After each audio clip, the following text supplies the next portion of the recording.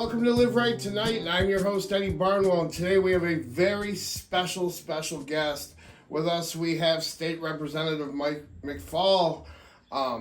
He is a huge advocate for the recovery community. He's a huge advocate for the mental health community. And today we're going to have a chat, and we're going to get, a different perspective on recovery today. So, Mike, it's great to see you, my friend. Thank you so much for coming out, man. I'm very excited to have this interview with you. Yeah, I appreciate the invitation, so thank you. Yeah. So, can you yourself, you have 16 years in recovery, am I right? Correct. Yes, I haven't drank in over 16 years. That's awesome. That's huge, man. I mean, that's something I strive for, right? Right. Yeah.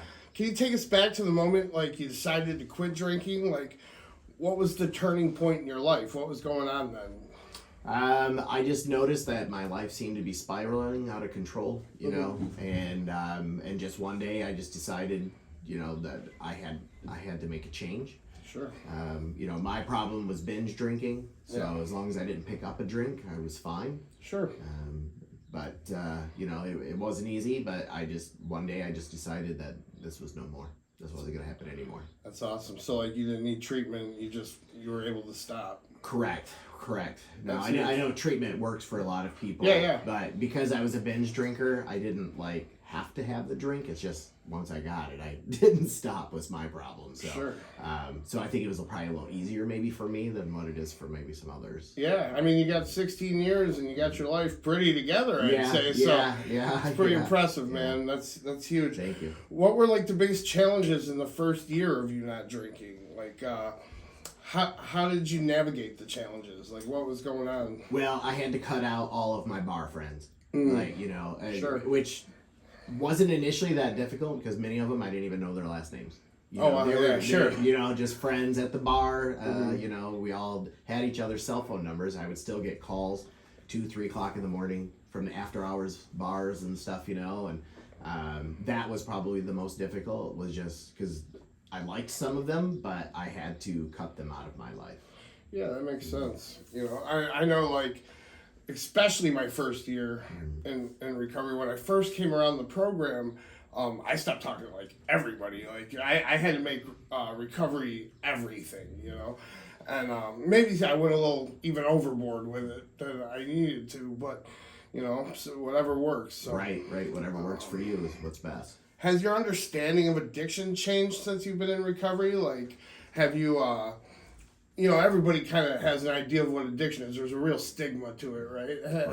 Has your idea of that changed since you yourself has stopped drinking? It has, because when I was drinking, I didn't think it was a problem. Sure. Obviously, which is how that typically goes, So I didn't really even think of binge drinking as being an alcoholic, right? Because we think I'm of doing it every day, right. Because I had family members that are alcoholics, and I saw what a stereotypical alcoholic is. To basically function, they needed something to drink, and I just kept telling myself, oh well, I'm not an alcoholic because I don't need alcohol to function, right? Because I only do it to have fun with my friends, Sure. So that it really changed my mindset. It just had to change. When I decided to actually get sober is when my mindset really changed, and I acknowledged that that it is a form of alcoholism. Eventually, it comes to a point where a lot of times it takes rock bottom almost. It really does. And it sounds to me like you had a pretty high bottom. You didn't lose everything, and right. So that's huge. I had a very different bottom. Right. But everybody's different, and thank God that you found.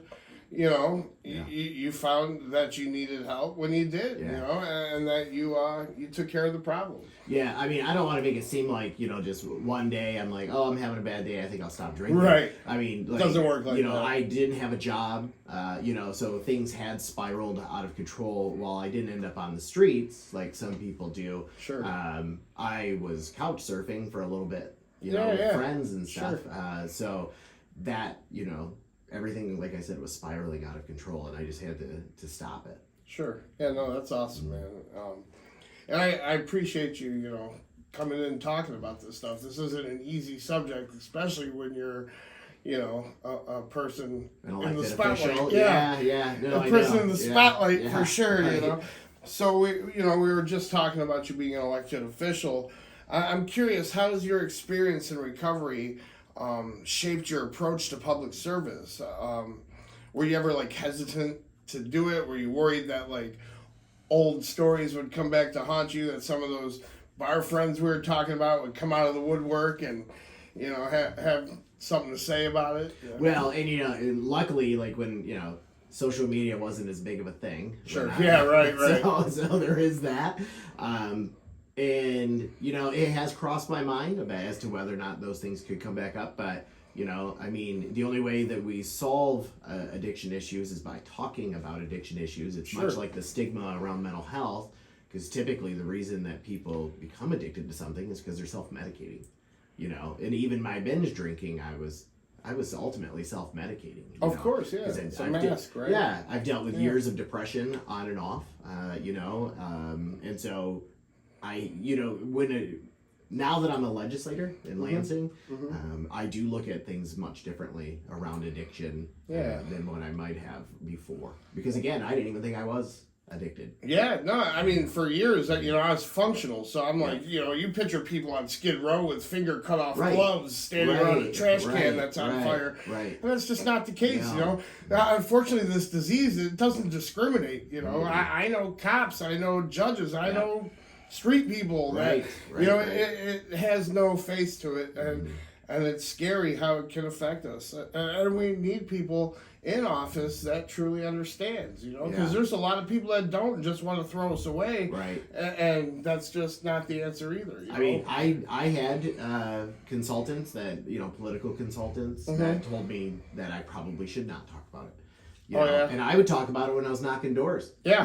Campaigning. I would talk about it with people. I stopped at one house and the gentleman, he was telling me how he didn't actually, that wasn't his legal address, but he was staying there because of alcoholism, and we started up a conversation. Was it like a 3/4 house or something like that? I don't know what it was. He didn't specify. Sure, But we started chit-chatting about it, and I probably sat there for half hour, 45 minutes talking to him. That's awesome, man. And it wasn't even his legal address, so he wasn't going to vote for me. Yeah, right. But I didn't care. Yeah. And I really feel like this is something that we should be talking about more. Just 100%. like the stigma around mental health, talk about these things more. Yeah, 100%. That kind of intertwines into my next question. It's so I'm talking about that. I'm just wondering, what's it like to be open about your recovery in the political world? Amongst your colleagues and stuff, like you said, they were kind of advising against you talking about it. But is this something that you felt like you needed to take? I did. Mental health is one of my priorities, and addiction and mental health go hand in hand. Yeah. And so I do talk about it, and most of my colleagues all know that I don't drink. It's not an issue. I mean, and let me tell you, in Lansing, there's a lot of alcohol flowing all over the place. Every night there's something else going on. Lots of different events. But I also come from the nonprofit world where, galas and events always have alcohol and all that stuff too. Yeah.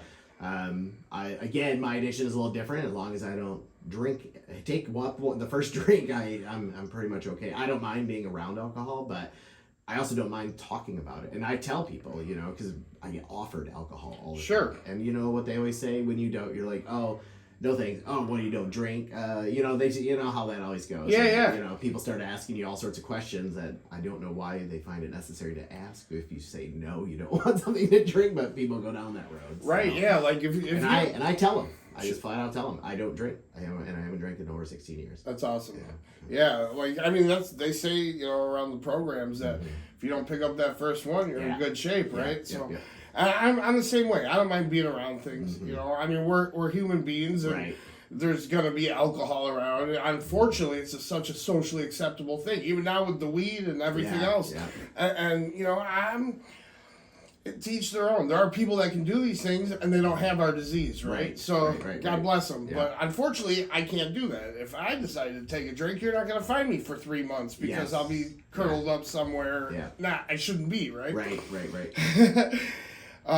Speaking of mental health, your job's got to be very stressful. It is. How do you manage the stress? You know, how do you manage stress of a political lifestyle while maintaining sobriety? Like, that's got to be insane. Like, yeah. There are days when I drive home and it's on, you know, with all the construction happening on 696 and 96. It's awful. It is. It sometimes takes me almost 2 hours to get home. And I will drive home from Lansing in complete silence to decompress from the day. Sure. You know, I get home and I watch mind-numbing things, Family Guy. Yeah. You know, things are nothing political. Yeah. Like, I won't even watch South Park anymore because it's gotten so political. Yeah, it is, right? You know? It is. But I love South Park. I do too. It's But when I want to turn it off, I got to turn politics off. Sure. You know, and I just need something that's mindless. Yeah, So, that's you live near us, right? Yeah, So like, yeah. man, we drove home. We were at the UFAM rally, a big recovery rally at the state capitol, which is awesome. They throw it every year, and you know, Live Right was a big part of that this year.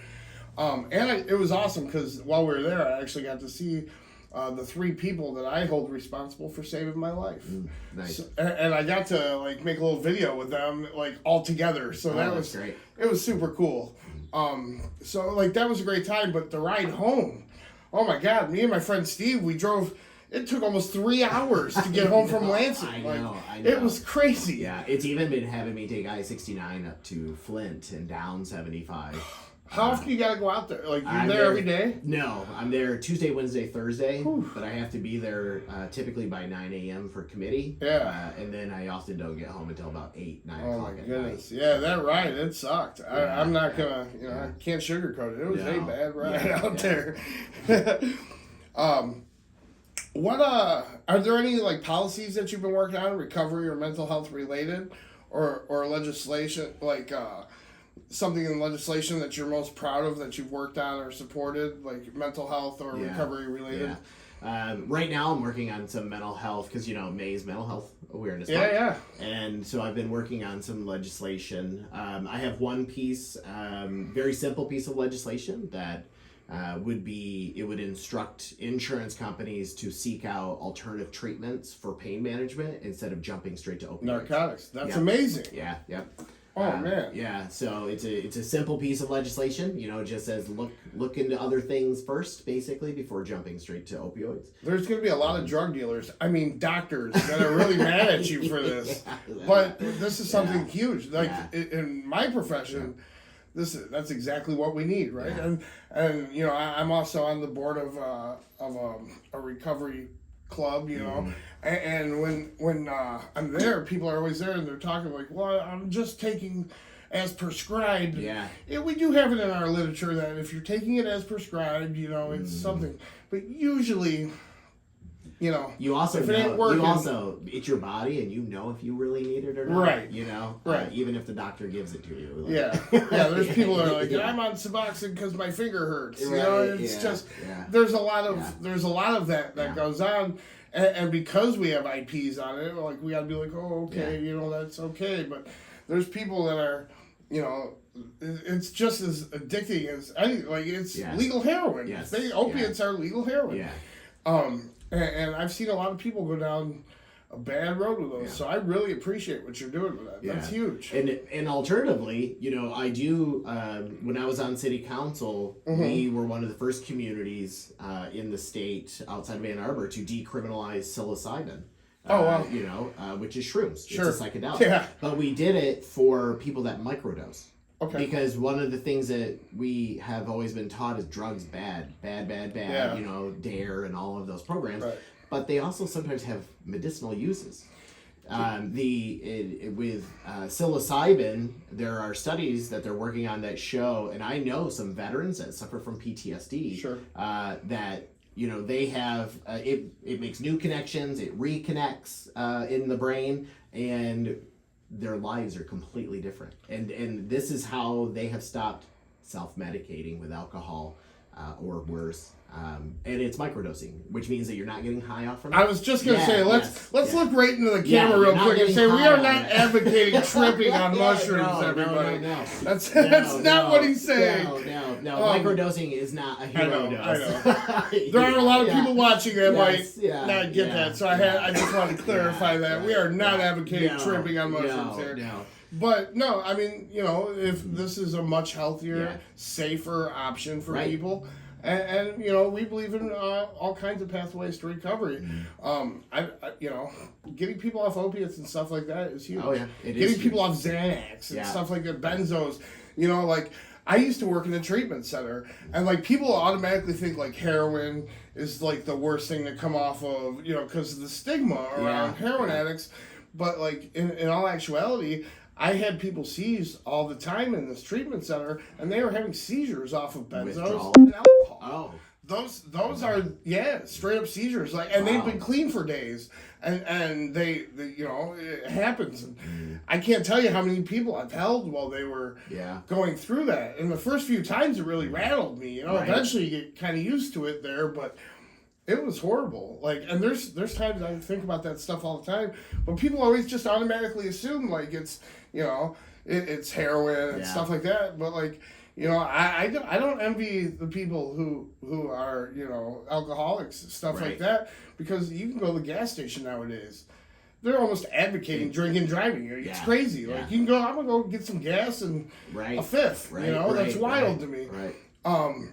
When I was younger, when I first started driving and stuff, it wasn't like that. You couldn't buy booze at the gas station and stuff. And I know I would have a really hard time if there was a cocaine store in every corner. Right. You know what I mean? I hate to be so blunt about it, but like that's what it is. I would have a really hard time staying clean. There's not really a huge difference. You know what I mean? When you're talking about whatever it is that was your thing. Sure. Like, I mean, if there was a store on the corner that was selling it. The only difference is that alcohol is more socially acceptable to people who don't understand the disease. But I mean, realistically, everybody, it doesn't matter what you're addicted to.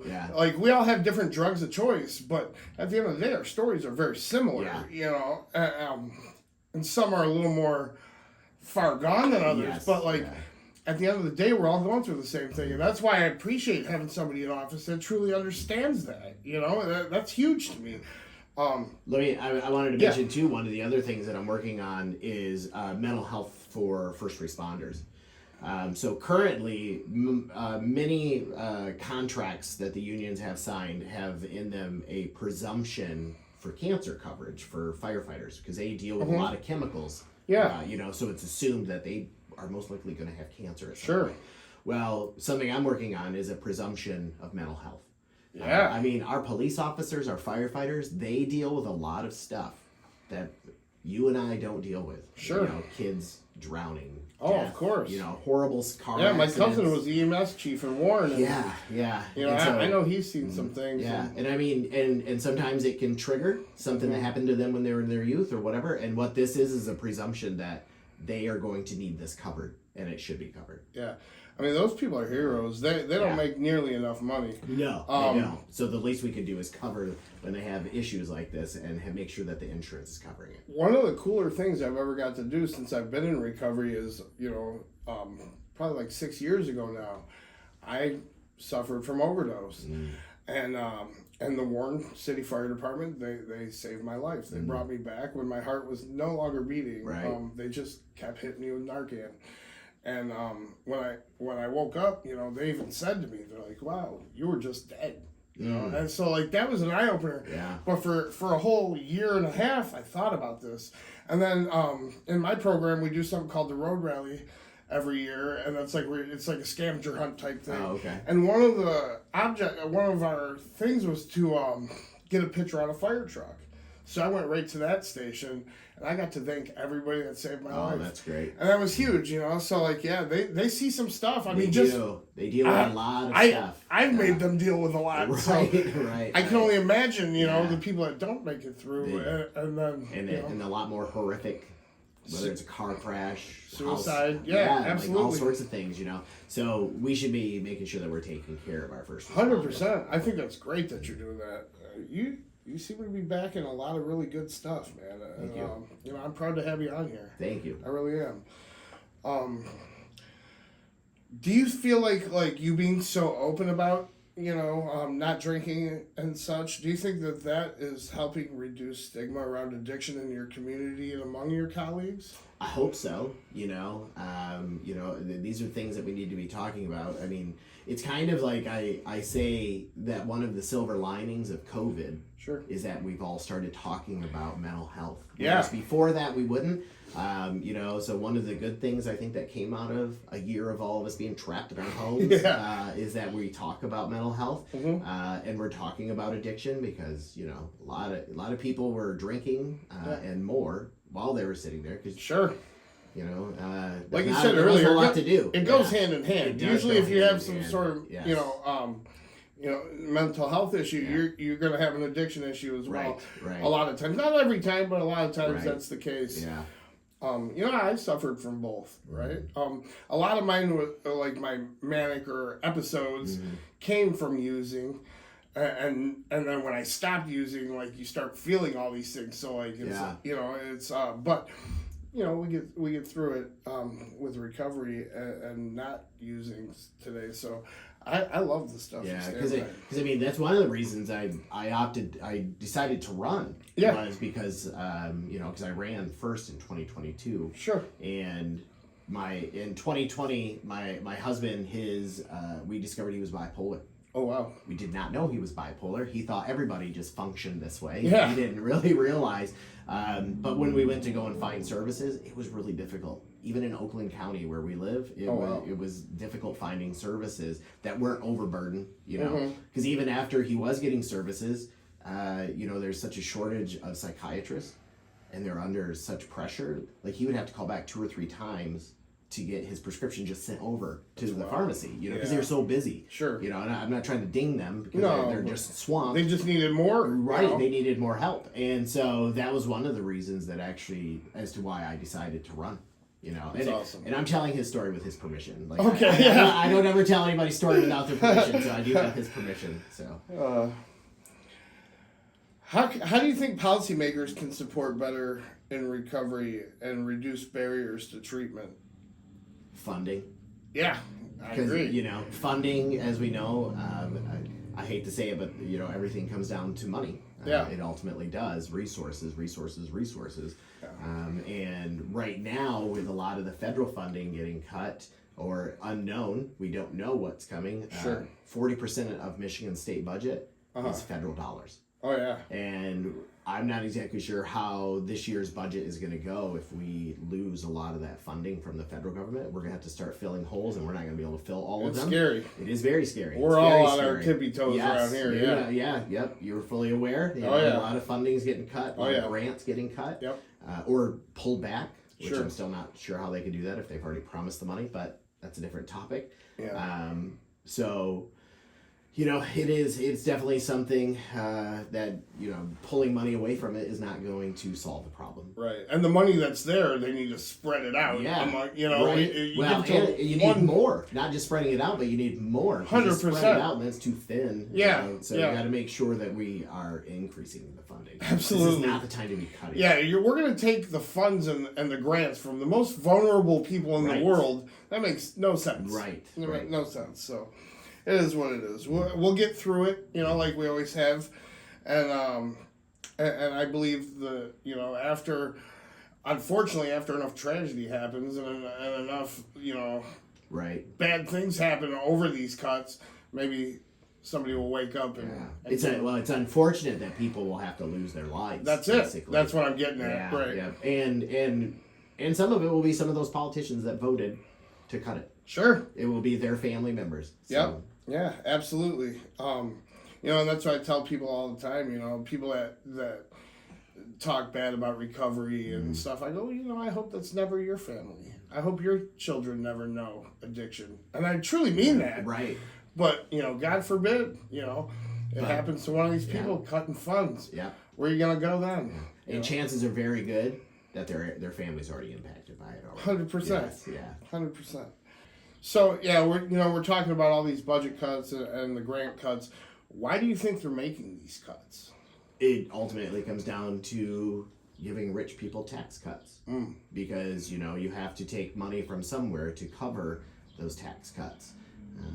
This isn't a Democrat or a Republican thing. This is more a rich people, working people thing. Yeah. Because working people aren't going to benefit from it. And the unfortunate thing is all the working people now are starting to think that Yes. they're not just working people anymore. I don't know what the deal is. Yeah. But I mean, well, it's the American dream is that you're going to pull yourself up by your bootstraps and you're going to become a millionaire. Sure. Okay. Well, that's the same thing with kids when they often think that they're going to be an influencer or a professional athlete. Yeah. That's very few and far between, and the people that actually make it. Exactly. So, and it's great that is the American dream, but attaining that it just is not in the cards for most people. Right. And a lot of people are, and I'm not trying to get very political on it, Right, but right. a lot of people support people that make no sense for them to support, Against their own self-interest. Against their own self-interest. Yeah. So a lot of people have been convinced that they're going after people that, the others. Yeah. Even though you're getting the same benefits that they are, but they have convinced you that those people are scamming the system, and so they're going to go after them. Yeah. And guess what? When they go after their benefits, your benefits are going too. Yeah, 100%. What do you see as the most urgent needs in addiction treatment and mental health recovery service today? Like, what do we need the most? I think it still comes back to money. Yeah. I mean, because when you start looking at whether or not a facility has enough beds, for recovery or mental health. A lot of places have enough beds. They don't have enough staff. The reason they don't have enough staff, they don't have enough money. Yeah. It all circles back to funding. And that's why, with cutting of funding and grants, like it's going to be devastating. We're going to see, if there are Medicaid cuts, you will see rural hospitals shutting down. That's wild. Because a lot of people don't realize whenever we think of low income or poverty, we always think inner city. No, rural Michigan rivals any inner city. And so those are the hospitals that rely on Medicaid. I can say firsthand, just working at the treatment center that I was speaking about earlier, that's what we accepted. Yeah. Was Medicaid. Right. So, Yeah. I mean, and they were always full. Yeah, yeah. So, like, could you only imagine that place has to close? That's, that's one of the Exactly. leaders in the rehabs around the area. So it would be a travesty. Devastating. Yeah, it would. I couldn't imagine it. I couldn't imagine. So many people will die with these cuts. Yeah, and they're literally talking about it right now in DC. Yeah, that's man. How can policy, or better yet, what are areas that you think the government's kind of falling short in addressing addiction or mental health, other than funding?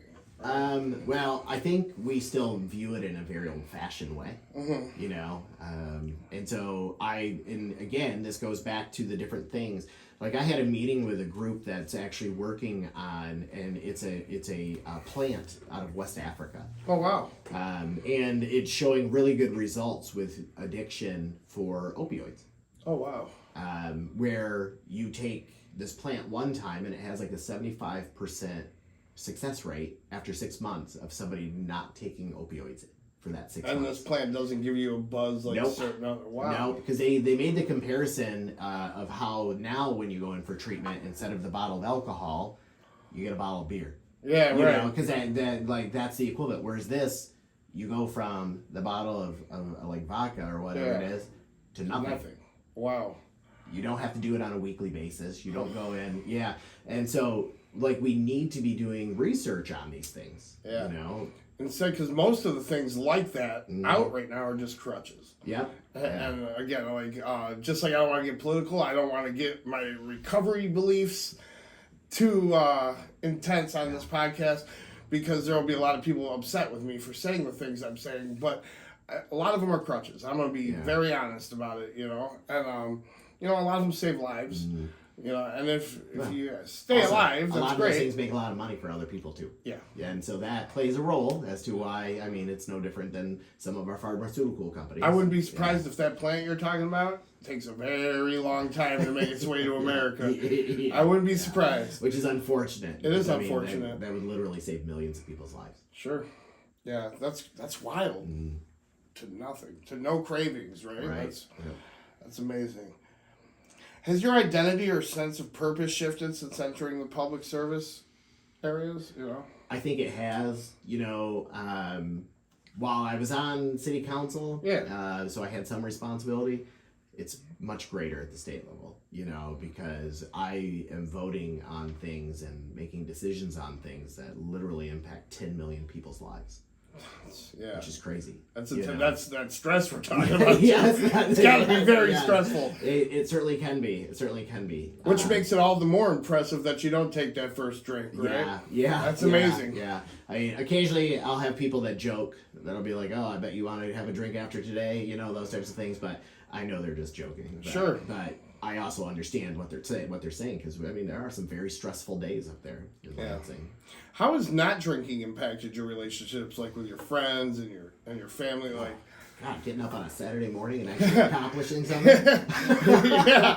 Knowing where you are, right? Yeah, right? No, that's that's awesome. Yeah, man. so I mean, it did. I mean, there were holidays that I skipped because I was too hungover to head to my mom and dad's for Easter. I had a lot of holidays nobody wanted me at because I was such a jerk when I was using, you know. What advice would you give to somebody in early recovery who might aspire for, you know, some sort of leadership or public service role? I would say, you know, to handle your recovery first. You know, because I mean, there's a lot of triggers where I'm at. You got to get good for you before you can be good for, especially strangers. What do they say? Like, put your oxygen mask on first. Yeah. So, I would say to focus mostly on your recovery. But there are pathways for service, even if it's not elected. I mean, there's other ways for public service. So seek out all of those, even if it's just helping other people with addiction. Yeah. I love that, you know, that you take such a stance and the things you truly believe in, you know. You don't let other people, like, make you, like, take a back seat to it, right? Like, you stood firm on the mental health stuff. You're standing firm on the addiction stuff. And that's incredible to me. You know, the older I get, the more I'm thinking about doing things where I could maybe help the community as well. Right. And who knows? You already are. Right. Yeah. You know, but on that kind of level, right? So I would say never with that situation when it comes to me. But it's people like you that inspire me to do that. You know, we've had a couple politicians on this show, and you know, with substantial clean time, like you know, and the stuff that you guys do for the community is just, you know, you are able to reach more people, and that's something I aspire to do, right? Like, I love working here at Live Right. I love, you know, being on the board at the Alano Club. I love doing these things, but, like, you have a voice, you know, and you use it, and that's incredible to me, man. No, it really is. I appreciate that. You know, I mean, there's a lot of different ways to have a voice, and politics is one of them. Sure. Because there's also times where I can't say anything. Yeah, so I get that. Being outside of politics is a lot easier. I often say things that I was just going to say, my problem is I'd probably get in trouble if I was a politician for saying the things I shouldn't. Right. My dad was like that. You know, he would get some flack sometimes for saying the things that he meant and what he stood for. Yeah. I have a much different background than because I'm not an attorney. A lot of politicians are attorneys. Sure. Nothing against attorneys, but they think a different way. Yeah. You know, and I come from mostly the nonprofit sector. Yeah. So, you know, all the things that I did for most of my career were working to help people. And so I've taken that mindset to Lansing, you know, that's my top priority. And that's another reason, like, you know, guys like you inspire me, right? Because you're doing everything I could only imagine of doing. And you're already doing it. Thank you. And that's super cool, man. What do you wish more people understood about addiction and mental health? That it impacts everybody. Yeah. Like, you know, a lot of people think it's others. We often do that where we make somebody another. It's easier to demonize people when they're another. That's why, you know, if they just looked around in their own family, you know, because a lot of families don't like to talk about that stuff. Not just that, but like in our parents' day, you know, it was undiagnosed. Yeah. You know, a lot of people have issues and they don't believe they do because the doctors never told them that, you know, because when they were younger and at the time where somebody would be, you know, told that you have something, it just didn't exist then. You know, so like that's why a lot of people don't understand, and there is such a stigma. Right. you know, drug addicts, throw them in jail. Yeah. Mental patients, put them in a hospital. Right. You know, Or jail. Or jail. Yeah, exactly. Yeah. Because that's where they need to be. Right. Right. I mean, that's, you know, we're doing something really cool. You know, we have like a quick response team here at Live Right. Mm-hmm. We have our new youth pre-arrest diversion. These are huge. Like, that's where my heart is. I love working in our youth empowerment program here, and we're developing a program now where we are like, you know, those high bottoms I was talking about earlier. That's what we're trying to get these kids to hit, if bottoms at all. Right. And instead of being put on paper and pushed into this cycle of crap, you know, their whole lives, maybe we can influence them to do other things. Because look, I'm not gonna lie, I'm already gonna do it. Say I did run for office, it'd be like the end of 8 Mile when Eminem came out and he had to rap about all the stuff he did. That would be me, right? Not rapping, obviously, but I would have to air out a lot of stuff. Otherwise, somebody else will, right? Right. And you should own it. Yeah. I mean, and I think people appreciate that. Like, sure. That you didn't try to hide it. You owned it. Sure. And for a long time, I felt like, you know, ashamed, right, of myself. And I actually, while I was using my whole life, I really didn't like myself. Right. And today, you know, I'm pretty damn proud of it. You know, the hurdles and the obstacles that we overcome here in recovery. And, you know, I'm not ashamed to talk about it today. I would like to wait till my daughter was out of school and everything, but she's only got 4 more days. Congratulations, Allison. I'm very proud of you. Yeah, my kid, she graduates this week. It's crazy. It's a lot. It's Time a lot. keeps moving. I'm getting old, Mike. I'm getting really old. I was trying to be nice about it. Looking back, what would you tell your past self at the beginning of your recovery? That's going to be a long road. Yeah. You know, and it's not always going to be easy, but day by day. You know, I think we have a tendency to look towards, and it's good to have goals, but set short ones, you know, attainable ones. Sure. You know, that way you don't beat yourself up, because we often beat ourselves up when we mess up a little bit. Absolutely. Yeah. I was the king of that, you know. It took me a while to realize I was messing up. Right. Yeah, when I messed up, I like to go big, unfortunately. Yeah. But then I beat the crap out of myself for a long time afterwards, Yeah. and just, you know, I put my family and my friends through a lot of things that I regret today. But today, the only thing I can do is make a living amends for all the stuff I put them through. Right. It's pointless to say I'm sorry and I promise and all these things. Yeah. It's about how I live today. You have actions speak louder than words. Yep. That's for sure. And sometimes I go above and beyond, but it's only to show the people I care about that, you know, that I am sorry. Right. I got one last question for you. So I'm sure a lot of people want to know, right? What's going to be next for you, personally, politically, in your recovery journey? Like, what's your next move? Well, right now, I get asked this actually quite a bit. I bet. There's a lot of shifting going around right now in the political world. Yeah. You know, everybody's shifting to run for different offices. Sure. I'm going to stay where I'm at. Okay, great. You know, because I like what I'm doing, and I made a lot of promises to people that I would work hard where I'm at if they voted for me. And so I don't think that would speak very highly. If you would jump to something else, if I jump to something else. What about this then? Is there something you aspire to, like, later on in your career? Do you have a bigger goal? I mean, state rep's pretty huge. Yeah. Right? Yeah. But is there like, you know? You know, actually, it's funny that you say that, because I can serve now for 12 years. That's what the term limits are. Wow. We changed that in 2022. We voted on that. And so now I can serve up to 12 years.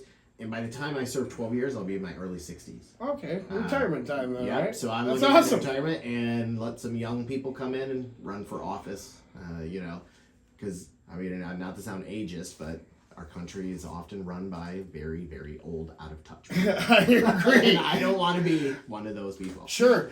And you know what? Again, like, I can't tell you enough how much I appreciate you coming out tonight. Thank you.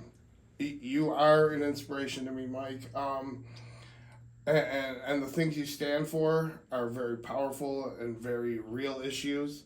You know, you're not just there for some kind of check or some kind of popularity contest. And I see that in the stuff that you do and, I appreciate and the moves you make up there.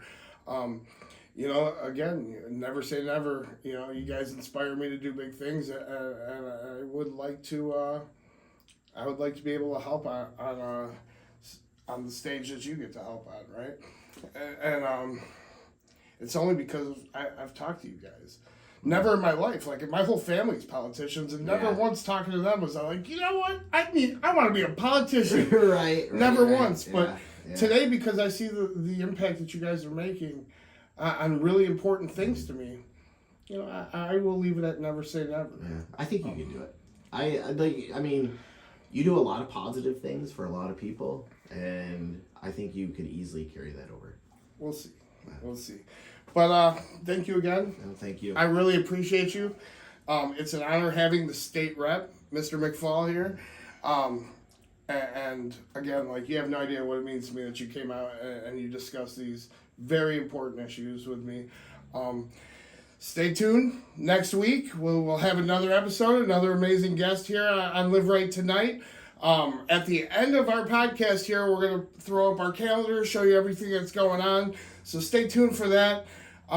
Guys, if you're going through it, call us here at Live Right. We'll help you any way we can. I love you all. Have a great night.